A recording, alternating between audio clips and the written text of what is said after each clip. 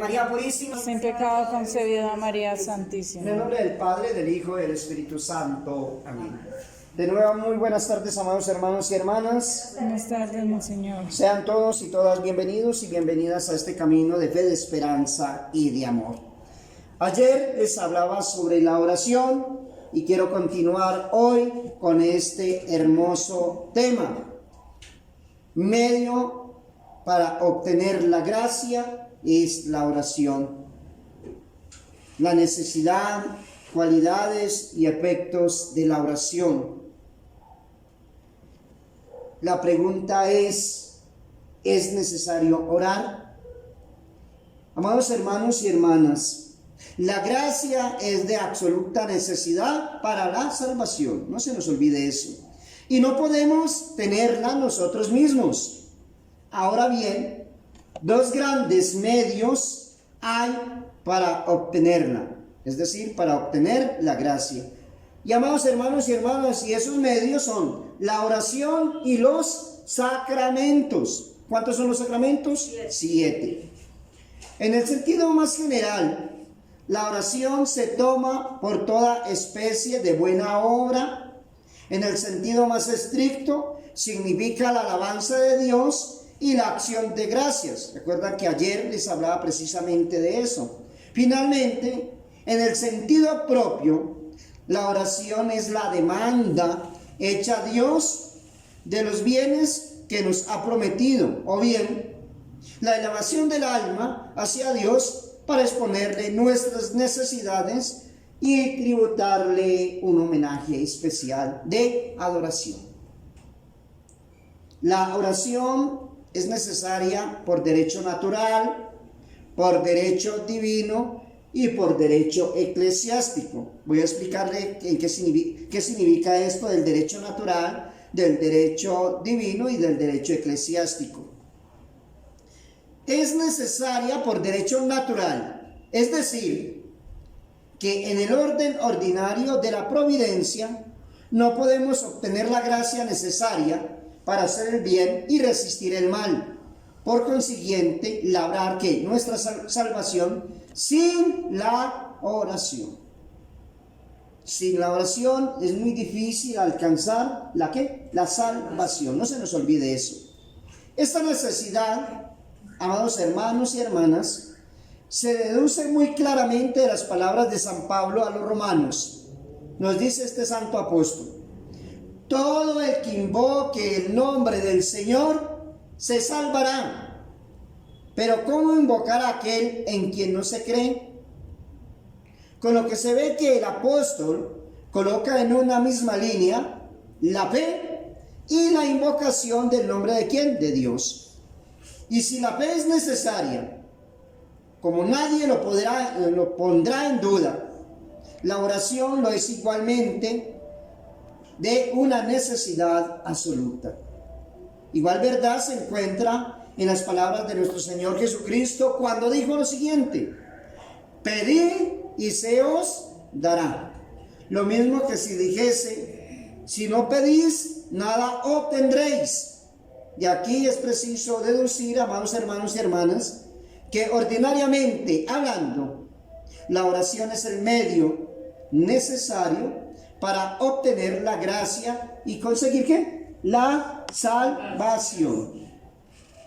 Eso es, la oración entonces es ese medio necesario para obtener la gracia y conseguir la salvación. No se nos olvide. En efecto, si bien el auxilio divino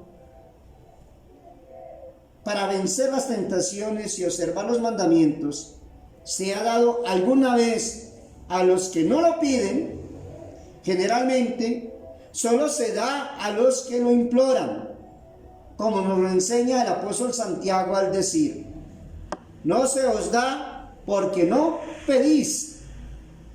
Por otra parte, si consideramos nuestra debilidad, nuestra miseria, las necesidades así espirituales como temporales que nos oprimen, si recordamos que somos cual mendigos cargados de una numerosa familia, sin pan, sin vestidos, sin abrigo, comprenderemos sin necesidad de otra prueba que la oración y la oración continua es para nosotros el deber más natural y más que obligatorio. Oración, ¿qué dije? Continua. Mirado, amados hermanos y hermanas, bajo otro aspecto, no es este deber menos sagrado. En efecto, el derecho natural exige que de tiempo en tiempo, el derecho natural, honremos a Dios con actos de religión, que le demos gracias por sus beneficios. De eso también les hablé en el día de ayer. Que calmemos su cólera, justamente irritada por nuestras ofensas, por nuestros pecados, y que le pidamos su apoyo a fin de no sucumbir a las continuas tentaciones que nos rodean y a fin de cumplir los deberes que nos impone, ¿quién? Dios. Tan arraigado se halla este deber en la naturaleza humana que no existe nación, amados hermanos y hermanas, que no existe nación, por bárbara que sea, que no lo reconozca y no lo cumpla. Desde que el mundo existe, la oración se ha elevado hacia el cielo desde todos los puntos del globo. Los judíos oraron, los cristianos oraron, los paganos oraron, los mahometanos, los mismos salvajes oraron y oran todavía mucho. A los ojos de los mismos bárbaros, el que se dispensa de esta ley se coloca entre los brutos estúpidos. Mire, amados hermanos y hermanas, esta historia o esta referencia. Perro cristiano repetía cada día, no hace mucho tiempo, un beduino a un oficial francés, su prisionero. Una mañana, el oficial, ofendido por verse apostrofado de tal suerte por un bárbaro, le dijo encolerizado: ¿por qué me llamas perro? Soy tu prisionero, es verdad, pero soy un hombre como tú y más que tú. Tú, un hombre, le contestó fríamente el árabe, no eres un perro, no, eres un perro. 6 meses hace que eres mi prisionero, jamás te he visto orar y no quieres que te llame perro. El bárbaro tenía razón, en la naturaleza solo las bestias no oran. La oración entonces, amados hermanos y hermanas, es también necesaria por derecho divino positivo, es decir, que Dios lo ha mandado formalmente. El mismo Jesucristo, Señor, nos dice, es necesario, oiga lo que dice nuestro Señor Jesucristo, orar siempre y no desfallecer. ¿Orar qué? Siempre y no desfallecer. Es necesario, es decir, una orden, una necesidad, no un consejo. Su órgano fiel, el apóstol San Pablo añade: perseverad en la oración, velad en ella, orad sin interrupción, orad siempre. Igual precepto, amados hermanos y hermanas, se ve en cada página de las Divinas Escrituras, y los santos padres y los doctores de la Iglesia, intérpretes natos del Evangelio, nos dicen con voz unánime lo siguiente: el que no ora asiduamente está muerto. Óyase bien, el que no ora asiduamente está muerto. Para corroborar su advertencia, nos muestran a nuestro Señor, el Santo de los Santos, orando y orando mucho. Los primeros fieles, los santos y los verdaderos cristianos oraban también y mucho. Finalmente, amados hermanos y hermanas, la oración es necesaria por derecho eclesiástico.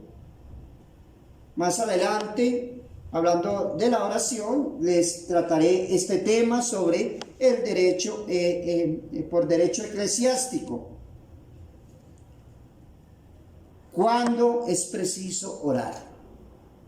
Difícil, amados hermanos y hermanas, es determinar con precisión cuándo nos obliga por sí mismo el precepto natural y divino de la ¿qué? De la oración. Sin embargo, se sabe que es un pecado estar mucho tiempo sin orar. Es un pecado estar mucho tiempo sin orar. No se nos olvide que la obligación directa de orar es tan frecuente como la de practicar los actos de las virtudes teologales, que son la fe, la esperanza y la caridad, y que la oración es necesaria para mantenernos en una vida cristiana. Si tú te llamas cristiano, pues debes de frecuentar, o sea, ser asiduo ¿en qué? En la oración. Así lo entienden la mayoría de los fieles, los cuales se hacen un deber de no dejar pasar un día sin orar repetidas veces.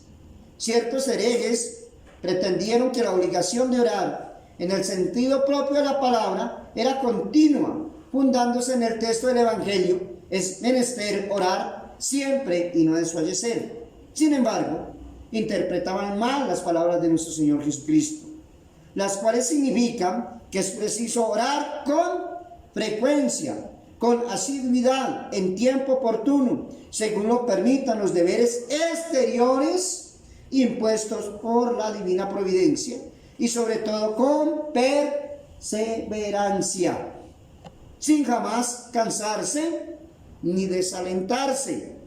Sin jamás ¿qué? Cansarse ni desalentarse. Por largas que puedan parecernos las dilaciones que opone el Señor al cumplimiento de nuestros deseos. Decía, nosotros oramos, nosotros rezamos, nosotros pedimos y pedimos, y no vemos como la respuesta del Señor. Pero hay que orar, porque en el tiempo del Señor, en el momento del Señor, nos llegará la bendición, porque Él sabe lo que mejor nos conviene a nosotros. Que con gran pureza de intención debemos ofrecerlo todo ¿a quién? A Dios, haciéndolo y sufriéndolo todo por su gloria. Orar siempre, dice San Agustín, es desear siempre el cumplimiento de la voluntad ¿de quién? De Dios. Orar siempre, dice entonces este santo, es desear siempre el cumplimiento de la voluntad de Dios y de la vida bienaventurada que nos promete. La deseamos siempre y oraremos siempre. Orar siempre. Continúa este santo. Es obrar siempre según Dios. El que obra siempre bien, añaden los comentaristas, ora siempre. No se nos olvide eso. El que obra siempre bien, que ora siempre. Para el que siempre hace el bien es porque siempre ora. Entonces, el precepto de la oración nos obliga indirectamente en muchas ocasiones, es decir, en cuanto se refiere al precepto de la caridad hacia nosotros mismos y hacia nuestros hermanos. Voy a citarles algunas para terminar con esta reflexión y predicación sobre la oración en este día. Cuando se trata para nosotros de recobrar ¿qué? La gracia. Cuando estamos expuestos a perderla. Cuando estamos en peligro de muerte. Cuando el prójimo se encuentra en una gran necesidad que solo podemos remediar con la oración.